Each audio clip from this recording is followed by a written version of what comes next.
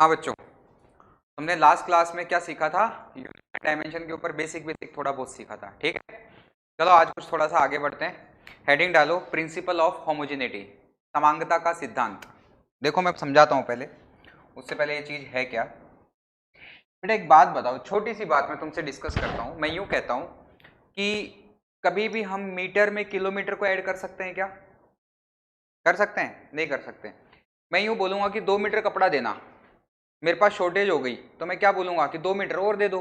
तो कपड़े में कपड़ा जुड़ सकता है, कपड़े में चीनी थोड़ी जुड़ सकती है। कहने का मतलब मीटर में केजी कभी भी नहीं जुड़ सकता है। किलोमीटर में केजी जुड़ सकता है क्या? नहीं जुड़ सकता सर। सेम क्वांटिटी जुड़ती है, किलोमीटर में किलोमीटर ही ऐड होता है, मीटर में मीटर, यानी लेंथ में लेंथ ही ऐड होगी। बात आई समझ में? यही प्रिंसिपल ऑफ होमोजेनिटी है। तो देखो जरा मैं बताता हूं, क्वेश्चन से करेंगे तो ज्यादा अच्छे से समझ में आएगा। जैसे मैं क्वेश्चन बोलता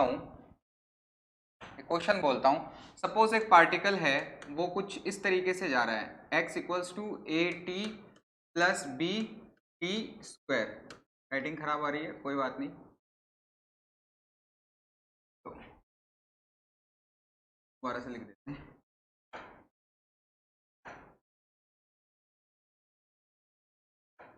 देखो फिर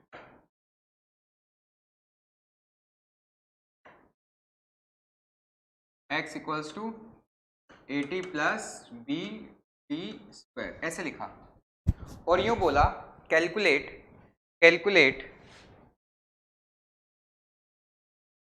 calculate the unit and dimension of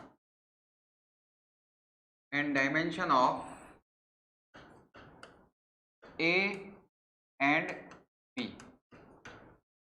ठीक है, क्या बोला? A particle moving according to this equation then calculate the unit and dimension of A and B.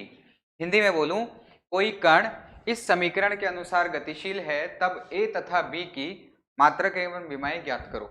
ये है ना? चलो करते हैं।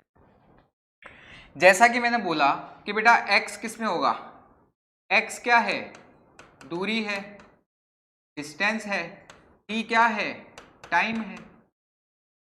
ठीक है, तो मुझे मोटी मोटी बात एक ये समझ में आती है, समांगता का सिद्धांत x equals to A T होगा होमोजेनिटी के अकॉर्डिंग। कैसे? क्योंकि देखो, अगर ये कपड़ा है तो इधर कपड़े में कपड़ा ही जुड़ सकता है।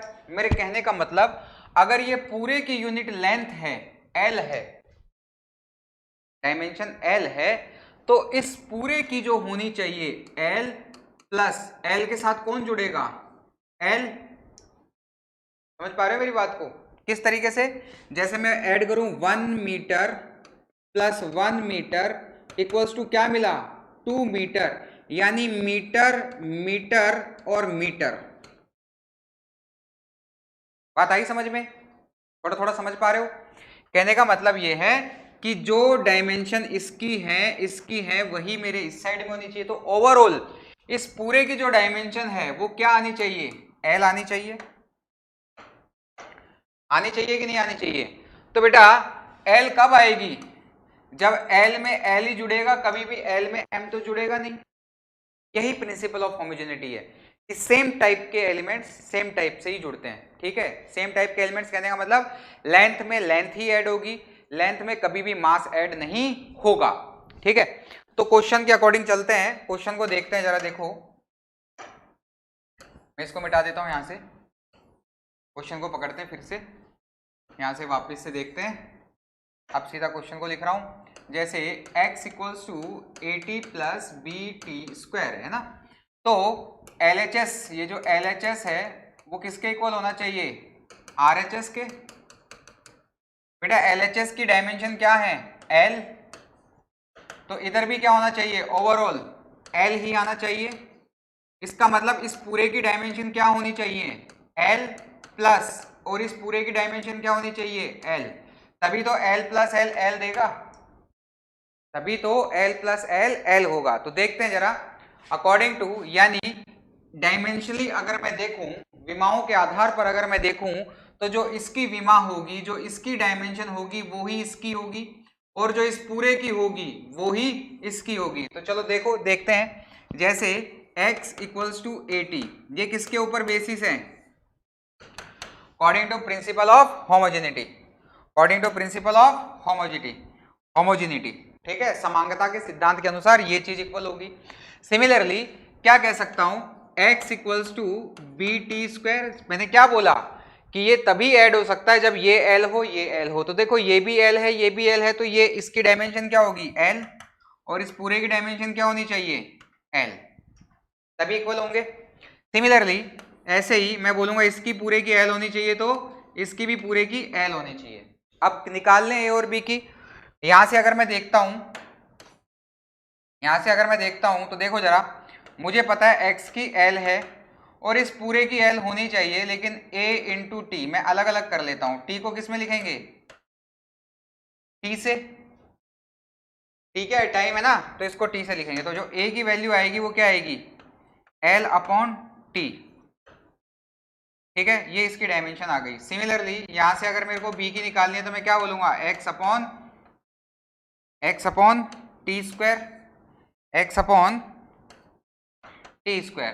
तो जो b की वैल्यू आएगी वो कितनी आएगी? l अपॉन टी का स्क्वायर। ये b की डायमेंशंस आ गई, ये b की डायमेंशंस आ गई। बात आई समझ में? थोड़ी थोड़ी क्लियर हुई?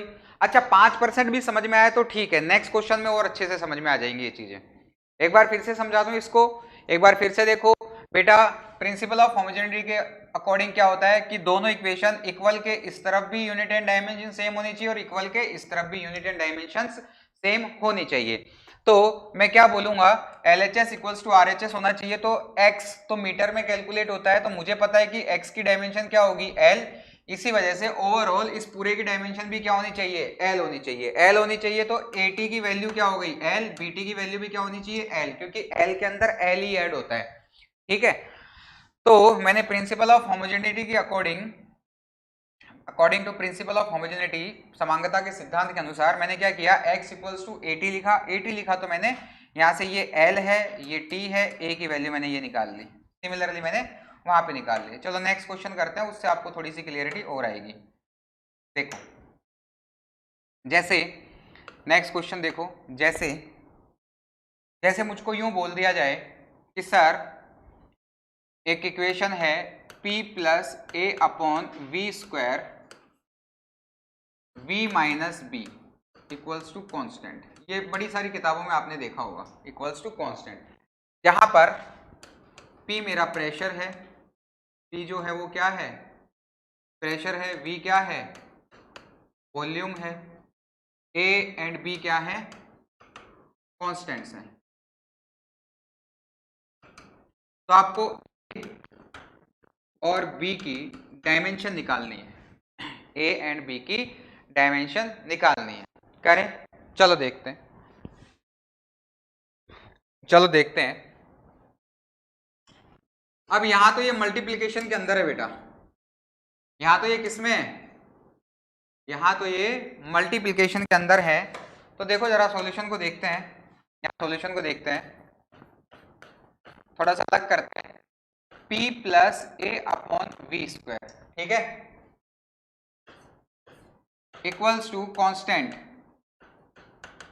अपॉन का v माइनस बी। देखो b की तो मेरे को साफ साफ ही दिख रही है, b की तो मेरे को साफ साफ ही दिख रही है। कैसे दिख रही है? क्योंकि बेटा अगर ये वॉल्यूम है तो वॉल्यूम के अंदर तो वॉल्यूम ही ऐड हो सकता है, वॉल्यूम ही सब्ट्रैक्ट हो सकता है। समझ में आई? जैसे लेंथ के अंदर लेंथ ही ऐड हो सकती है, ऐसे ही वॉल्यूम के अंदर वॉल्यूम ही ऐड होगा। वॉल्यूम के अंदर क्या कभी भी एरिया ऐड हो सकता है? बिल्कुल भी नहीं हो सकता। तो यहां से तो मेरे को ये चीज समझ में आ गई कि सर v माइनस बी जो होगा इसके अंदर क्या है? मुझे क्या पता है कि वॉल्यूम की जो डायमेंशन होती है वो होती है एल क्यूब। तो अगर इसकी एल क्यूब है तो एल क्यूब के अंदर सब्ट्रैक्ट करना हो या फिर ऐड करना हो तो वो एल क्यूब ही हो सकता है। थोड़ा सा आईक्यू लेवल को चलाओ, थोड़ा सा दिमाग को चलाओ। क्या एरिया में वॉल्यूम ऐड हो सकता है? कभी भी नहीं हो सकता। वॉल्यूम में वॉल्यूम ही ऐड होगा और वॉल्यूम में वॉल्यूम ही सब्ट्रैक्ट होगा। ये बात आई समझ में? तो एक बात बताओ जरा कि जैसे वॉल्यूम का एल क्यूब है तो एल क्यूब के अंदर एल क्यूब ही ऐड होगा, एल क्यूब ही सब्ट्रैक्ट होगा। तो क्या मैं ये कह सकता हूं कि एल क्यूब के अंदर एल क्यूब ही सब्ट्रैक्ट होगा, यानी कि बी की जो डायमेंशन है वो कितनी होगी, एल क्यूब। आई बात समझ में, आई बात समझ, ठीक है। फिर देखो, तो सर मुझे एक बात ये समझ में आई, आप जिस बिहाफ पे इस चीज को कह रहे हैं, आप इसको कह रहे हैं, तो इससे तो यहां से भी क्लियर हो रहा है कि प्रेशर के अंदर तो प्रेशर ही ऐड होगा। हाँ सही है, प्रेशर के अंदर तो प्रेशर ही ऐड होगा। तो मैं थोड़ा सा और इसको सिंप्लीफाई कर देता हूं, मैं लिखता हूं constant upon v minus B, sorry यहां माइनस आएगा, यहां पे माइनस आएगा, देखो minus a upon V square, ये मेरी इक्वेशन बनी। अब मुझे क्या पता चल रहा है, ये क्लियरिटी आई बच्चा, आप लोगों को ये समझ में आया? अगर ये सब समझ में आ गया है तो देखो मैं इस स्टेप को थोड़ा सा आगे और लेके चल रहा हूं। देखो, अब जैसा कि मैं बोल रहा हूं कि प्रेशर के अंदर जितना ये है, इधर प्रेशर है, तो इस पूरे का भी जो यूनिट एंड डायमेंशन आना चाहिए वो प्रेशर के इक्वल ही आना चाहिए। इसका भी किसके इक्वल आना चाहिए, प्रेशर के इक्वल ही आना चाहिए। तो क्या मैं similarly according to principle of homogeneity लिख सकता हूं, a अपॉन वी स्क्वायर होना चाहिए डायमेंशनली, डायमेंशंस के अकॉर्डिंग या डायमेंशंस के बेसिस पे डायमेंशनली ये चीज पॉसिबल है, ये चीज पॉसिबल है, बिल्कुल पॉसिबल है। तो सर प्रेशर जो होता है हमारा, अभी अभी हम प्रेशर को निकालते हैं। प्रेशर क्या होता है, प्रेशर होता है सर फोर्स अपॉन एरिया। आपको बेटा याद हो कल के लेक्चर में तो फोर्स का बोला था M L T minus two, area होता है एल स्क्वायर, यहां से मैंने निकाला था M L minus one T minus two, ये आती है यूनिट, आती है यूनिट्स, आती कि नहीं आती है? तो अगर ये आती है तो क्या मैं लिख सकता हूं कि सर एक बार इसको पूरे को सॉल्व कर लो, उसके बाद हम कर लेंगे। तो ए की जो यूनिट आनी चाहिए वो क्या आनी चाहिए, P इंटू का वी स्क्वायर। तो बेटा प्रेशर की तो मैंने अभी अभी निकाली, कितनी होती है, M L minus one T minus to,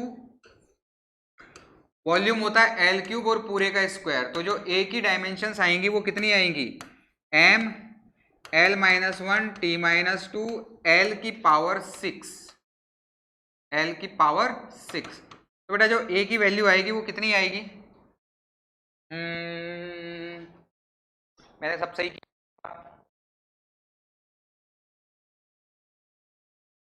बिल्कुल सही किया। तो ये आ जाएगी M L five T minus two, क्योंकि ऐड होगा ना माइनस वन प्लस सिक्स, तो फाइव बच जाएगा।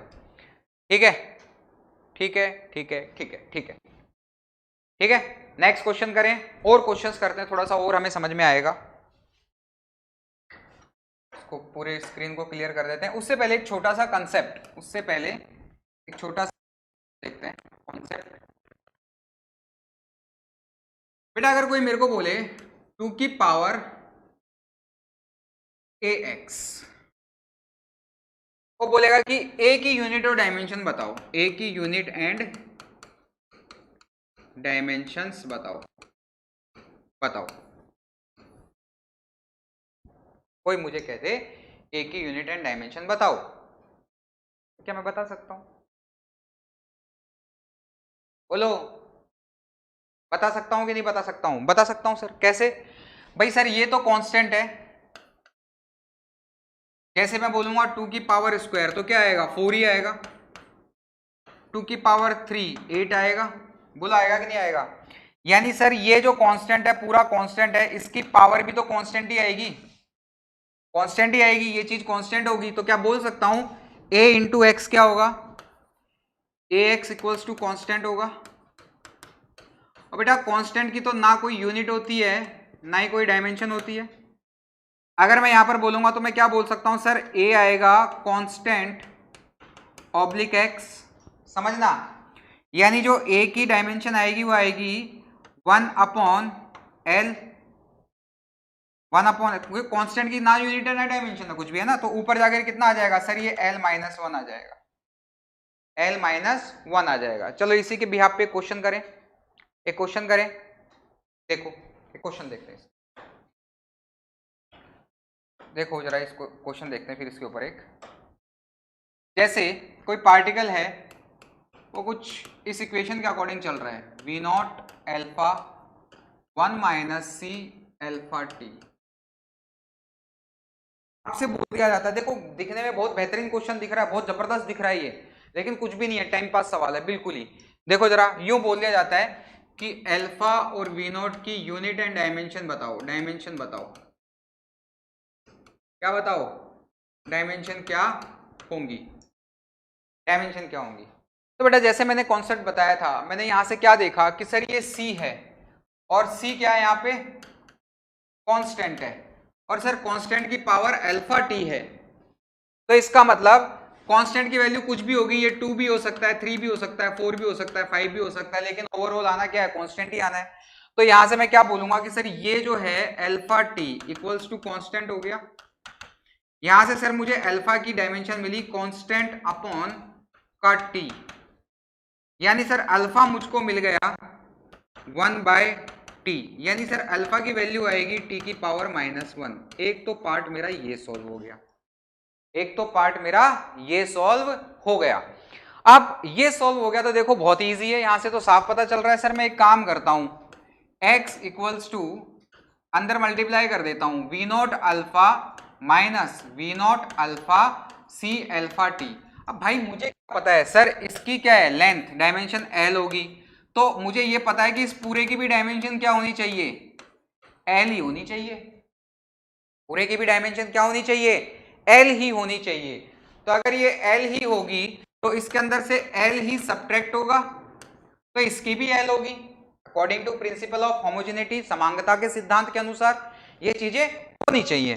तो जब ये सारी चीजें होनी चाहिए तो मैं क्या बोल सकता हूं, मैं कह सकता हूं कि x equals to V naught alpha, और बेटा वी नॉट अल्फा तो मैं वी नॉट को क्या लिख सकता हूं, x इंटू का अल्फा, और बेटा x को लिखेंगे l से, और अल्फा कितना निकाला हमने t-1, तो जो वी नॉट आया वो वी नॉट कितना आया l-t-1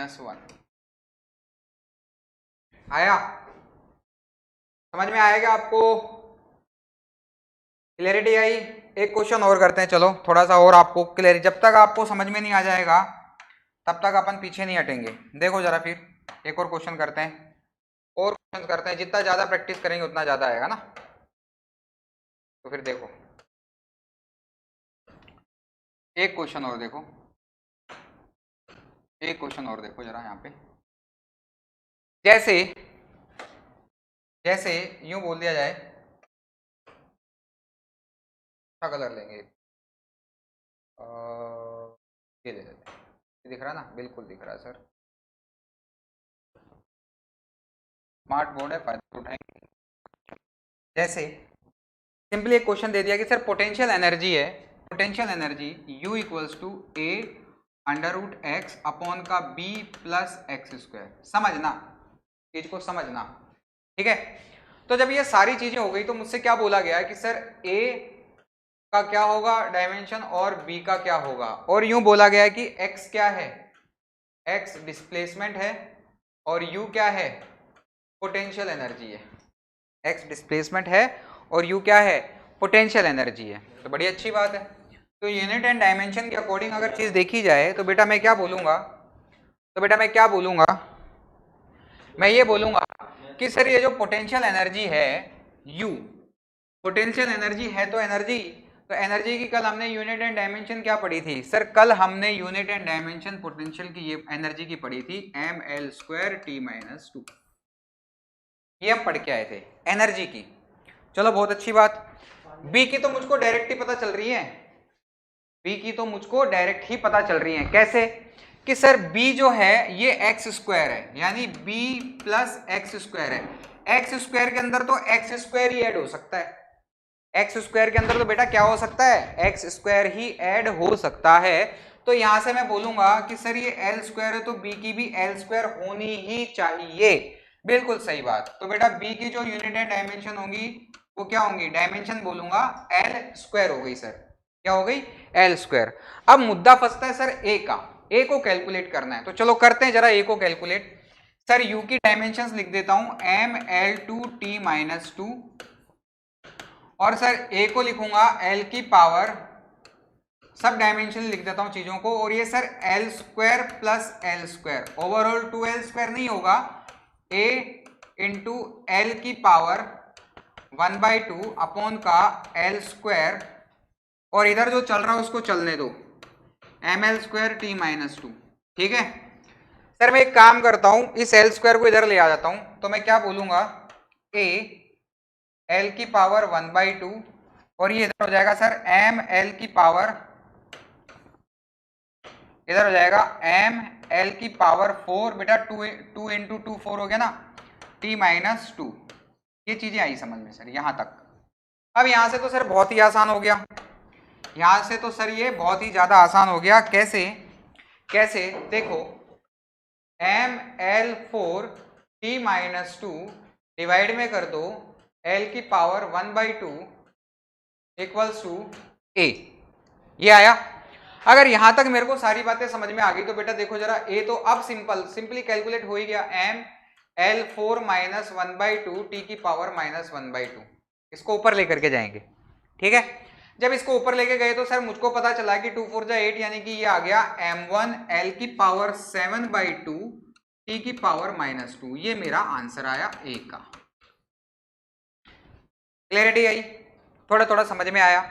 चलो एक लास्ट क्वेश्चन कराता हूं आपको प्रिंसिपल ऑफ होमोजेनिटी के ऊपर, फिर हम नेक्स्ट चीज पढ़ेंगे। पढ़े करें तो देखो, फिर पूरे को मिटा देते हैं, 3 व्हाइट से करते हैं।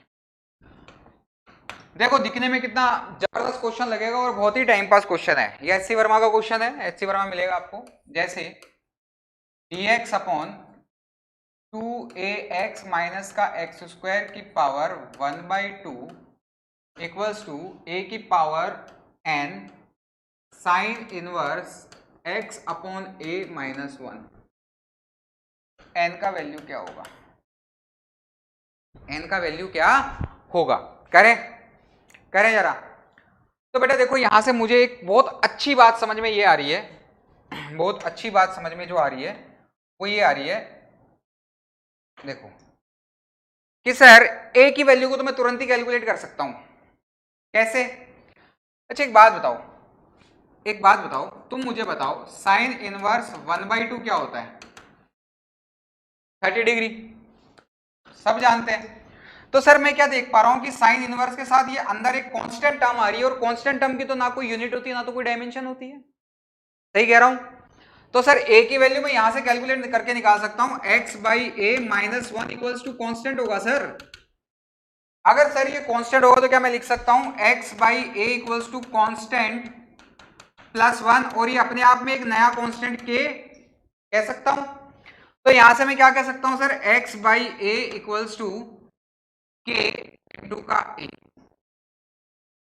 यानी सर मुझे एक बात समझ में आ गई कि जो a equals to a k equals to जो होगा वो होगा x के इक्वल, यानी इस पूरे की इक्वल टू a, x के इक्वल। तो x की क्या होती है, l होती है।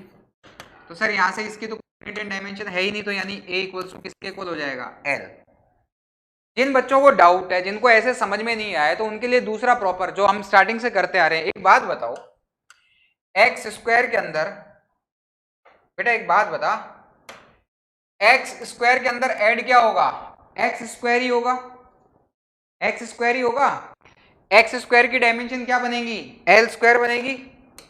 क्या बनेगी, l² बनेगी। तो एक l तो हमको दिख रहा है यहाँ पे, से l तो कभी भी नहीं होगा, तो a क्या होना चाहिए सर, a l ही होना चाहिए, क्योंकि l² में से l² ही सब्ट्रैक्ट होता है। तो चलो सर a की तो हमको समझ में आ गई, इतना नोट करो फिर बताता हूं। a की तो हमको समझ में आ गई, आप तो हमें n की वैल्यू कैलकुलेट करके बताओ जो क्वेश्चन हमारा बोल रहा है, बिल्कुल सही बात।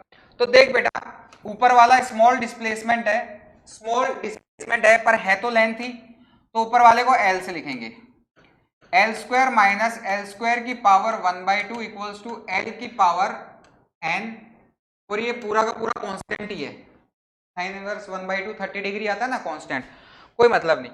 Sir l² minus l² 0, l² minus l² 0 नहीं बेटा, l² की पावर 1/2 इक्वल्स टू l की पावर n। बेटा मीटर में से मीटर, मैंने वहां पर लिखा था 1 metre plus 1 metre equals to 2 metre, लेकिन था तो मीटर ही, तो ये तो डायमेंशंस लिख रहा हूं, तो 0 मत कर देना इसको ना। L square. तो बेटा ये 2 से 2 कैंसिल हो जाएगा, ऊपर आएगा, ये इंटीग्रेशन है, इसका कोई फर्क नहीं है, ये समेशन है एक तरीके से। जैसा कि तो मैं क्या बोलूंगा, एल नीचे वाला एल ऊपर जाएगा तो L into L minus one equals to L की पावर एन। तो ये हो जाएगा L one minus one equals to L की power N.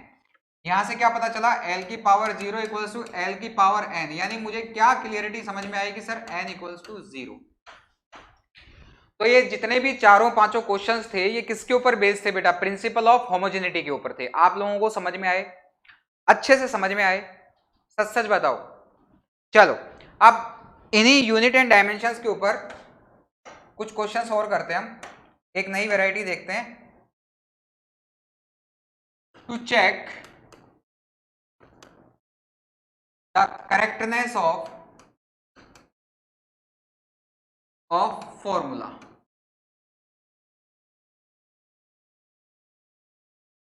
Check the correctness of formula.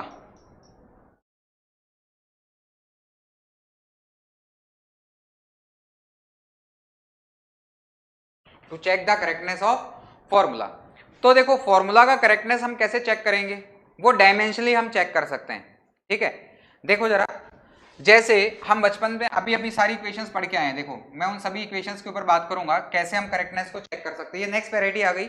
अब हमने प्रिंसिपल, देखो सबसे पहले हमने क्वेश्चंस कैसे करे थे, हमें पता होना चाहिए कि यूनिट एंड डायमेंशन हम कैसे निकालेंगे, सबसे पहले हमने वो निकाली।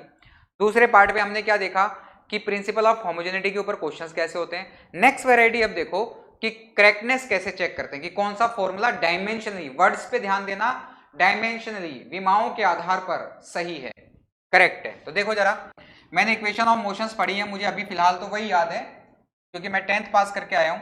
v equals to U plus minus A T, V square equals to U square plus minus 2as। ऐसे ही s equals to U T plus minus half of A T square. Plus minus क्यों लगा रहा हूं बेटा, मैं इसलिए लगा रहा हूं क्योंकि ये रिटार्ड भी हो सकती है और एक्सेलरेट भी हो सकती है। तो देखो जरा, ये भी बिल्कुल एक तरीके से एक सब पार्ट है प्रिंसिपल ऑफ होमोजेनिटी का। तो देखो जरा, हमें करेक्टनेस कैसे पता चलेगी, जब डायमेंशनली LHS इक्वल्स टू क्या हो, RHS हो। डायमेंशंस के अकॉर्डिंग डायमेंशनली अगर ये चीज है तो मैं क्या बोलूंगा, फॉर्मूला करेक्ट है, फॉर्मूला करेक्ट है। तो भाई मैं एक बार ये पहले वाले को देखता हूं जरा, फर्स्ट ये सेकंड, वैसे तो इक्वेशन देखी जाए तो सेकंड ये वाली होती है, फर्स्ट सेकंड और ये थर्ड। ठीक है, करें करें। तो देखो जरा, मैं बोलूंगा फर्स्ट वाले को करता हूं सॉल्व, मैं फर्स्ट वाले को सॉल्व करता हूं। देखो इधर, तो v equals to U plus minus A T है। करें, मैंने अलग अलग इसलिए लिखा है ताकि आपको क्लियर।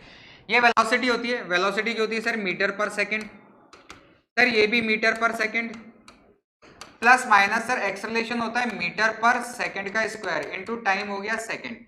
एक सेकंड से एक सेकंड कैंसिल हो गया, मीटर पर second metre upon second plus minus, मेरे को साफ साफ दिख रहा है कि मीटर पर सेकंड में मीटर पर सेकंड ही ऐड हो सकता है और मीटर पर सेकंड में मीटर पर सेकंड ही सब्ट्रैक्ट हो सकता है। तो क्या मैं कह सकता हूं कि सर ये मीटर पर सेकंड इक्वल्स टू मीटर पर सेकंड आया, यानी कि सर डायमेंशंस अगर मैं देखूंगा तो ये आएंगी L T minus one equals to L T minus one, यानी L H S equals to R H S हो गया, यानी डायमेंशनली करेक्ट है ये फॉर्मूला, डायमेंशनली ये फॉर्मूला करेक्ट है। आया कि नहीं आया, आया ना, ठीक है। सर प्लीज सेकंड वाला और करके बता दो, थर्ड वाला हम खुद करेंगे, घर से करेंगे हम, बहुत अच्छी बात। सेकंड वाला भी देखो, सेकंड वाला भी देखो जरा एक बार, इधर ही बताता हूं। सेकंड वाला कौन सा बेटा, ये वाला, ये sir s equals to U T plus minus half of A T square. इसको करके बताओ जरा, s की यूनिट एंड डायमेंशन क्या होते हैं बेटा, l। अब मैं सीधा डायमेंशन से ले रहा हूं ना, l। u को क्या लिख सकते हैं बेटा, l बाई टी। देखो LHS में ओवरऑल क्या आ रहा है, l आ रहा है, तो मेरे को इधर वाले पार्ट पे भी क्या मिलना चाहिए, l ही मिलना चाहिए। t को क्या लिख सकते हैं, कैपिटल T। प्लस माइनस 1/2, ए को क्या बोलेंगे L/t², मीटर पर सेकंड स्क्वायर होता है ना, और ये क्या होगा t²। सर ये कैंसिल, ये और ये भी कैंसिल, तो मुझे क्या पता चला L equals to L plus minus L ही बच गया। तो सर L के अंदर प्लस भी हो सकता है, L में ही माइनस हो सकता है, तो L प्लस L या L माइनस L क्या बचेगा सर L ही बचेगा।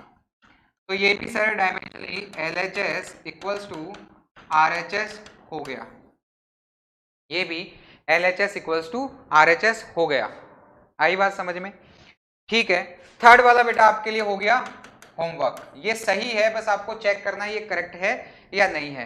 कल जब मैं आपकी क्लास में आऊंगा तो मैं एक क्वेश्चन इसके ऊपर कराऊंगा, और नेक्स्ट वैरायटी जो होगी वो क्या होगी, टू कैलकुलेट कन्वर्जन, एक सिस्टम से दूसरे सिस्टम में, यानी सीजीएस से एमकेएस के अंदर अगर हमें कन्वर्ट करना पड़े या फिर किसी नए सिस्टम में कन्वर्ट करना पड़े, वो वैरायटी को हम सीखेंगे। ठीक है, तब तक के लिए थैंक यू और पढ़ते रहो।